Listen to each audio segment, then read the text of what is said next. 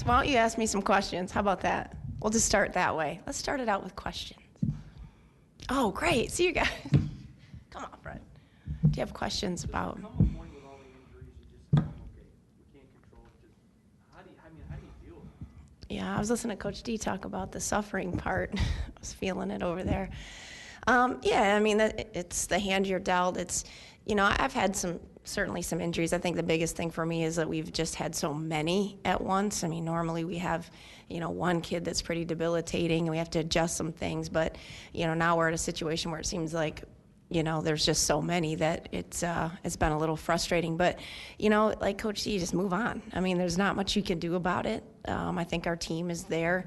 We're going to have to get a lot out of the girls that we have. And I did like what we saw on, what I saw on Sunday. It wasn't perfect, but I thought compared to Thursday night, I thought I saw some progress, especially on the defensive side of the ball.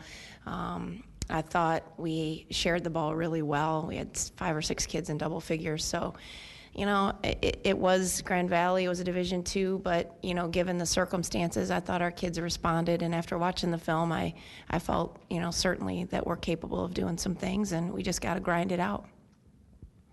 Where and how much is your coaching going to be challenged in the first 10 games? What areas do you think it's going to be necessary, and what things are you going to have to do? Well, I mean, there's both sides of the ball, obviously, that are going to be pretty critical. I mean, I think we're going to have some defensive adjustments, certainly. One thing I did like about Sunday's game was I thought Clarissa played really pretty good defense, not pretty good. We graded out. I mean, we do kind of a 75% one-on-one accountability, and she had to guard their leading scorer, who's actually a pretty good player. I think that kid's a D1 player, personally, the Taylor kid. She can really put it on the floor, and I thought she did a nice job of defending a driver without getting herself in foul trouble, and the kid also posted a little bit. So that was encouraging. But, we're going to have to do some things. We're going to have to buy some time a little bit on both sides of the ball.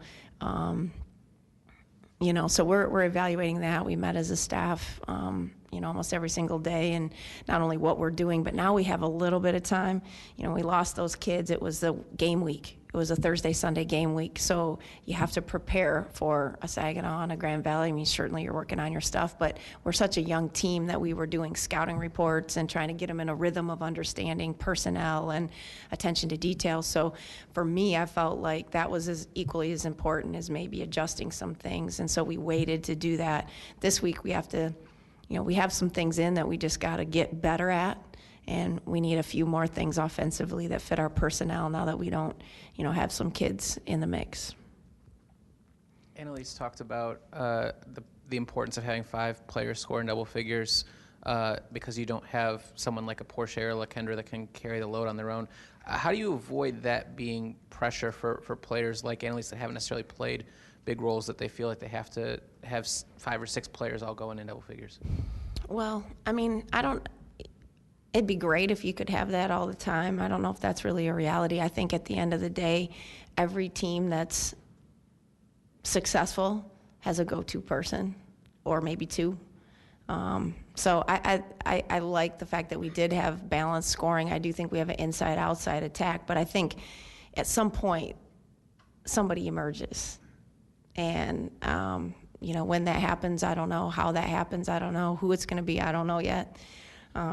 We sat in a room last year and we talked about our go-to person in October, end of October, early November.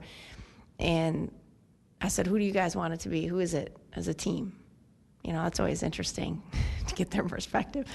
And they're like, LaKendra. It wasn't LaKendra, it was Portia at the end. I mean, really, in reality, Portia was our go-to person. I mean, she won games for us. She created shots for other people. LaKendra certainly was significant, but who we thought it was going to be and who it was were 2 different people. So, I mean, I agree with her on one level. You want the balance. On the other level, I think every really good team, successful program, successful team has that somebody that steps up. I don't know who it's going to be, though. Were you surprised by anything you watched the film? I thought we were better defensively than I felt from Thursday. Our OER was really high. I thought we shot the ball a lot better. I don't know if it was nerves. Our focus and attention to detail offensively was much better. Our OER was like a .95, almost a 1, which, I mean, a 105 is really good. So I thought, kids were making shots. We did a good job playing inside out.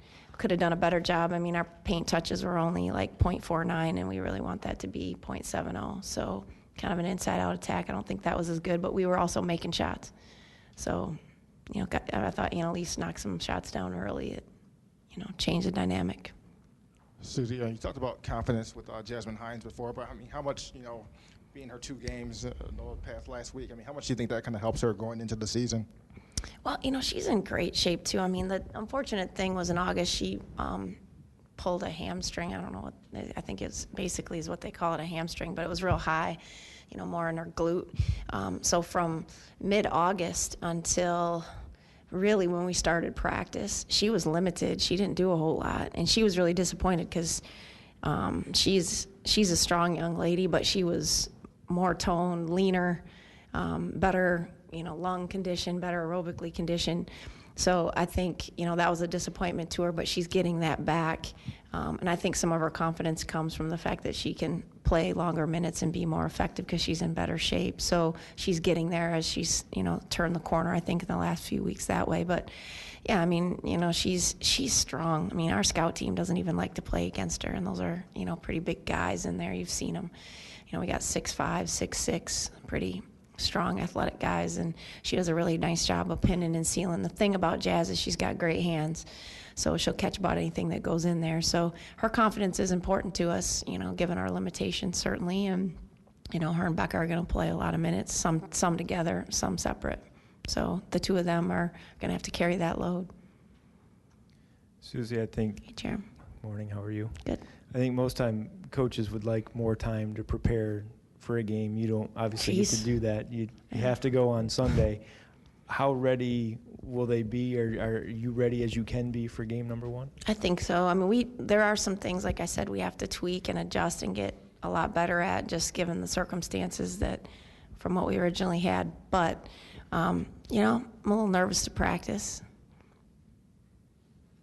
There's a loose ball. I'm like, don't get it, So it's tough. I mean, we were just talking about that. It's like, talk to other coaches too. I mean, that's one thing when I was talking to Thomas, he's just like, you get kind of afraid to practice. I'm like, yeah. And he's had those years, I think, when they had some of those stress fractures, they had a few guys, and it's like, geez, So to be honest with you, you got to have a good balance. I mean, we got to cut back a little bit because we only have 6, 7 kids that are in the rotation playing. So we got to make sure we don't wear those out. At the same time, you got to get work done. So I'm not sure the answer to that, but I remember my first year at Eastern Michigan, I had 7 scholarship players. And there's a kid from Holt. You guys remember Stephanie Smiley? I don't know if you remember Steph.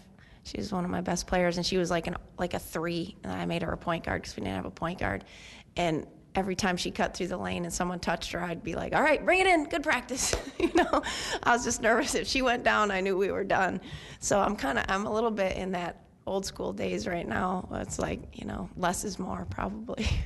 I'm sure they appreciate that too.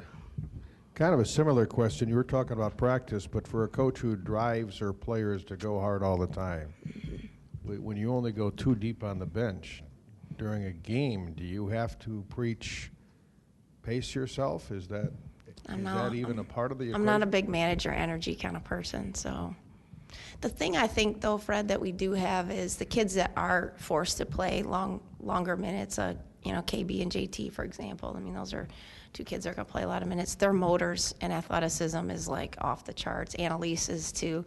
I mean, you put those kids on a treadmill and like a scientific, whatever, they VO2 test, and those kids blow it out. So can they do it? Yes. Now it's just a little bit about making sure their legs are under them throughout the week within practices. But I don't tell them to manage their energy. No, I don't. But are we going to have to do some things and maybe call a few more timeouts? And for me, it's about maybe like right before a media timeout, you get a JT out like a minute to go or 45 seconds to go. So she gets a minute plus the media timeout, which might be 2 minutes depending on the situation. Then you let an offensive play go and you get her back in. So she's sitting, but she's, maybe 4 minutes or 3.5 minutes, whatever it is, but it's only 1.5 minutes of actual playing time. So we're strategically trying to do things like that to help them manage their energy.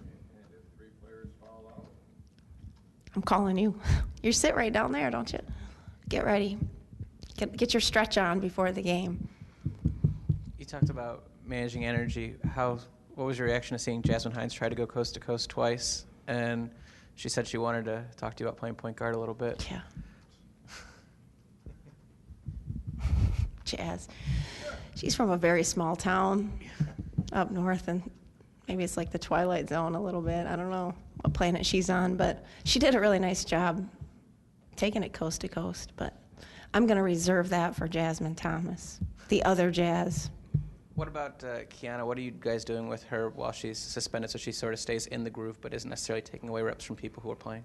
She's doing a really good job. I mean, I think, she's certainly disappointed in the situation, but I think her big thing is to keep energy up on the bench. She's talking to Jazz Thomas, as much as I am probably, and keeping her up, keeping her focused. And, she's looking at the game through a different lens right now. She's in the gym a lot more right now because obviously she can spend a little more time repping out some shots. And one thing I've talked to her about is becoming more of a scoring point guard. To really, I said when you're on the grade team, your job is to, I don't mind if you shoot it every time you get it. Let's put a little pressure on yourself to be, take your 7 points last year and make them 12, 13, 14 to be a little more of aggressive scorer from that PG position. I've always liked really good defenders, commanding presence, ball security people that create shots for other people. But, I think when she comes in right now, I think the one thing that she's been doing a good job of is taking that advice and trying to be more of a scorer and putting some pressure on herself on that. Coming off ball screens, people go under a ball screen, she shoots it. And I don't mind. I said, there's not a bad shot you can take right now. I'm not mad at you. I got to coach the kids that can play right now. But I think she's taken that advice and is really trying to figure out what kind of scorer she can be from the point guard position when she comes back to add another dimension to our offense. Does she still get normal reps in practice? Yeah, I mean, we just got 2 teams. And then you obviously have her scout team too. So she's every other rep. And she doesn't have anybody sub in for her on that grade team, so she's getting a lot of opportunities. And then she's doing extra individual shooting work too. I heard you said earlier that you talked to Tom Izzo a lot, and obviously the football team has had a lot of injuries this year. How much do you get advice from the other coaches about what to do with your team with all the injuries and stuff? Well, that's the thing that makes this place pretty special. I mean, the minute that happened, I think, instead of getting a phone call, for example, about Madison Williams, Dr. Shingles comes to my house at 11 o'clock at night. And then, the next day at 7:30, my phone rings and it's Hollis and Izzo, And then that was, what day was that? Wednesday. And then Thursday, Coach D called me, talked to me about a couple different things. Kathy George called.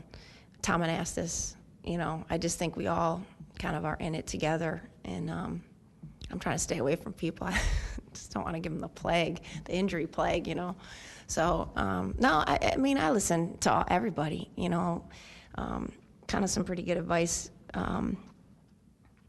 that D'Antonio gave me. He said he got to meet George Bush one time. And he said Bush tried to do a few things. It's not political in any way. But, he talked about the number one thing is stay optimistic. Every time you woke up in the morning, regardless of the situation, the stress, the pressure, the first thing you thought of was being optimistic. The second thing is telling the truth. One of the other things was, stay true to yourself in terms of taking care of yourself, because I think the one thing as coaches, you put a lot of pressure on yourself and you want to do well.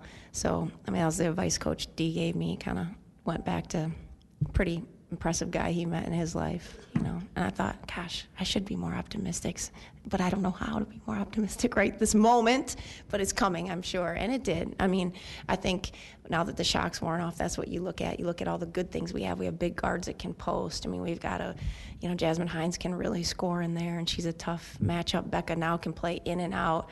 JT's speed. You just look at all the positive things that you have. Clarissa coming off a great year and all the work she's put in. So you just try to build on that now that the misery loves company is gone.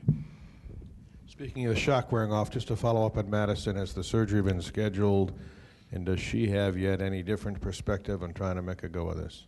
Yeah, we met Sunday. She came back. You saw her on the bench, but she came in at 1 o'clock. I mean, the first thing she wanted to do is get that surgery scheduled. They talked about this week, but because of the situation, she does have a few things academically she wants to clear up first.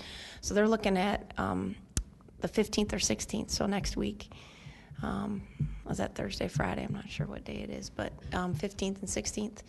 And for her schedule, her surgery, and she's been lifting extra already with our strength guy. So she was in there on Monday getting it done.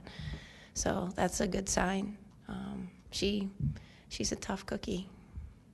To mentally, I think she was as strong as I've seen her, and I thought she was very engaged in the game. I don't know if any of you were there watching her, but she seemed, really trying to help her team in any way she could.